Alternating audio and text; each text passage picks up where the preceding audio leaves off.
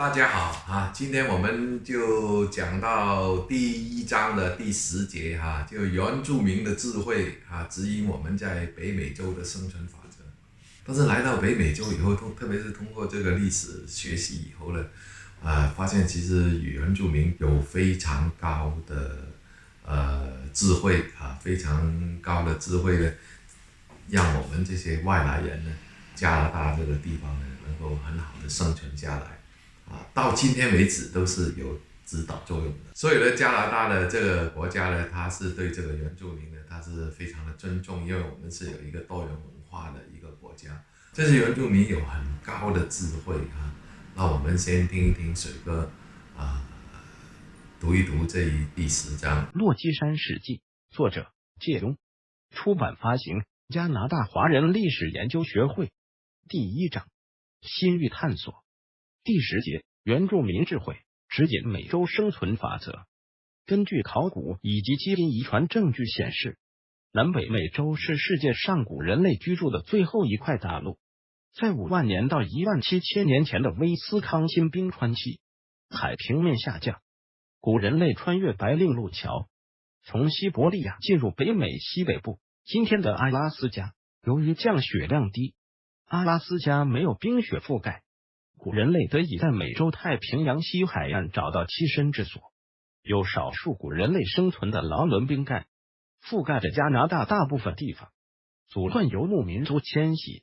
并将其限制在阿拉斯加数千年。原住民遗传学研究表明，美洲的第一批居民拥有单一的祖先种群，孤立的发展推测为白令人。这些白令人因冰盖阻隔，在北美洲西海岸独立生存，大概1万年至2万年。大约在16500年前，冰川开始融化，古人类可以向南和向东迁徙到加拿大其他地区。第一批居民至少在15000年前抵达加拿大，为了追逐更多新奇哺乳类动物，如巨型海狸、草原野牛、麝牛、如齿象、猛犸象和古代驯鹿，人们开始向东部进发。推测古人类的路径是跨越落基山脉，通过在东侧的无冰走廊一路向南散开。另一条推测的路线是，他们步行或使用原始船只，沿着太平洋沿岸到达南美洲的一角，然后越过落基山脉和安第斯山脉。后者的根据是因为最后一个冰河期结束，导致海平面上升几百米，利于海上航行。这些古人类就是北美洲原住民的祖先。第一民族是数个加拿大境内原住民民族的通称，法定与印第安人同义，指的是在现今加拿大境内的北美洲原住民及其子孙，但是不包括因纽特人和梅地人。因纽特人是美洲原住民之一，分布于北极圈周围，包括格陵兰和加拿大的努纳武特地区、西北地区、魁北克等地。说因纽特语，因纽特人属爱斯基摩人的一支，其余为尤皮克人，并与阿留申人有亲缘关系。不过，他们并不自称为爱斯基摩人，因为这是北美其他原住民部落对他们的称呼，意思是吃生肉的人，带有贬义。他们自称为因纽特人。因纽特语中的因纽特意思为人，故外界也逐渐改口作此称呼，以尊重其文化精神。梅地人是加拿大原住民的一个族群。梅地人最初是第一民族和早期欧洲定居者的混血后裔，在几代人之后，特别是在加拿大中西部和东部，形成了独特的梅蒂斯文化。这种婚姻关系是早期皮毛贸易社会的基础。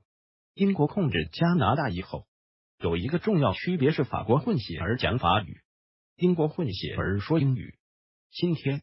这两种文化基本上融合成梅蒂斯传统文化，并不排除加拿大各地的其他梅蒂斯文化。这种混合种族的人是特定历史术语，该术语不适用于其他混合种族或血统的人。传统的梅蒂斯家园包括以马尼托巴省南部和中部为中心的加拿大大草原。美国的梅地人与加拿大的梅地人也有密切关系，主要分布于密歇根州北部、红河谷和蒙大拿州东部的边境地区。由于19世纪的皮毛贸易，这些地区原住民的土地和欧洲人的土地相当混杂，形成该地区为梅蒂斯地区。1492年，哥伦布发现新大陆，他一直认为自己到达了亚洲的印度，所以欧洲人称北美洲原住民为印第安人。加拿大原住民对这个称呼一直非常反感，而且没有法律定义，所以他们要求以第一民族来代替印第安人作为叙述用语。1982年，加拿大宪法规定，第一民族因纽特人和梅地人构成加拿大原住民或美洲原住民。公元前1000年至公元前500年，原住民已经在整个加拿大定居并建立了社区，每一个社区都有自己的文化、习俗和特征。其中居住在太平洋沿岸的原住民占整个加拿大原住民人口的1半以上。因为加拿大的太平洋沿岸受太平洋北环流的影响，属气候比较温和的温带雨林区，特别适合人类居住和动植物生长。其他的原住民居住在中部平原、北部林地、大湖区和沿大西洋海岸。原住民大多数有自己的语言，但没有文字。欧洲人殖民之前，他们通过口述故事传送自己的历史、法律和知识。太平洋沿岸的原住民通过图腾柱来记录传递祖先的智慧，有很多智慧和技术超越欧亚文明。第一民族部落是有组织、有计划的自给自足社区，从事种植、捕鱼和狩猎等生产活动。他们驯化家畜，培育和种植了大量的植物物种，这些物种现在占全世界种植农作物物种的50%到60%。他们非常善于培育优良的农作物，如玉米、大豆和南瓜，这些都是美洲培育出来的农作物。在温哥华经常看到图腾柱雕刻着人鲍鱼，这是原住民祖先告诉他们的后代。三文鱼的祖先跟人类的祖先有个协议，人类可以捕捞洄游产卵的三文鱼，但不要过度，保护好自然环境，善待他们的后代。三文鱼会世世代代洄游供养人类。欧洲人来到加拿大后，大量捕捞三文鱼，还开办了很多鱼罐头厂，把三文鱼制成罐头远销世界各地，结果造成三文鱼几乎灭种，罐头厂也只能纷纷倒闭。后来从原住民的智慧中学会注重环境保护，不过度捕捞。这几年三文鱼洄游才逐渐增多。原住民原来的狩猎活动主要以生存为目的，欧洲人到来经营皮毛贸易以后，狩猎活动变成了追逐巨额皮毛贸易利润的手段，使北美洲大量的野生动物几近灭绝。欧洲人刚到加拿大的时候，由于对这里漫长的冬天估计不足，带来的粮食有限，冬天只能以捕猎为生，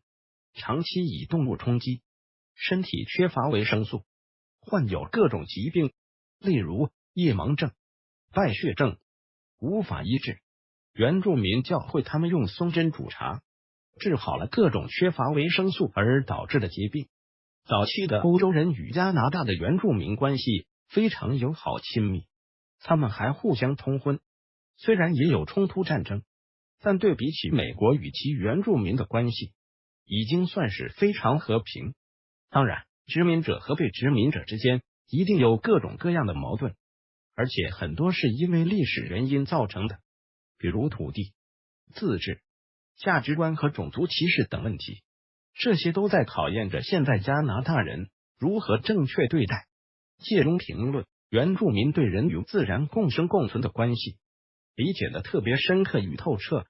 他们认为大自然对人类的恩赐是足够的、永远的，但只限于人类的生存需要，不能够横征暴敛，更不用储存给自己的子孙后代。只要人人都拿够自己所需要的，就停止索取，自然环境与生态就会得到保育，后世子孙自然而然会拥有一切他们的所需。这是非常高的智慧。加拿大人受原住民思想的影响，注重环境保护，尽量减少自然资源过度开发，发展经济也是以环境保护作为优先的考量。加拿大的社会制度是每一个人的基本需求都得到满足的同时，通过税收来调节社会财富公平分配，通过补贴政策来照顾弱势社群，这样整个社会就会变得非常的和谐稳定。但如果任由贪得无厌的人向社会和大自然无止境的索取，将会破坏社会资源分配平衡，让子孙后代面临资源供应枯竭的局面，从而会引起更大的社会纷争和动荡。这一点，历史的经验教训已经得到充分的证明。大家听完这个书以后呢，我再讲解一下再补充一下讲解。原住民的这个智慧呢，确实是很优秀。原住民认为这个土地你可以在这个地上走路可以用这个种东西可以种那个土地，但是你不能拥有这个土地人的一辈子的生命呢，只有几十年人人都是只有匆匆这几十年。地球是 forever 的这个土地是永远的这个地球这个土地在这个世界上已经存在了40亿年，人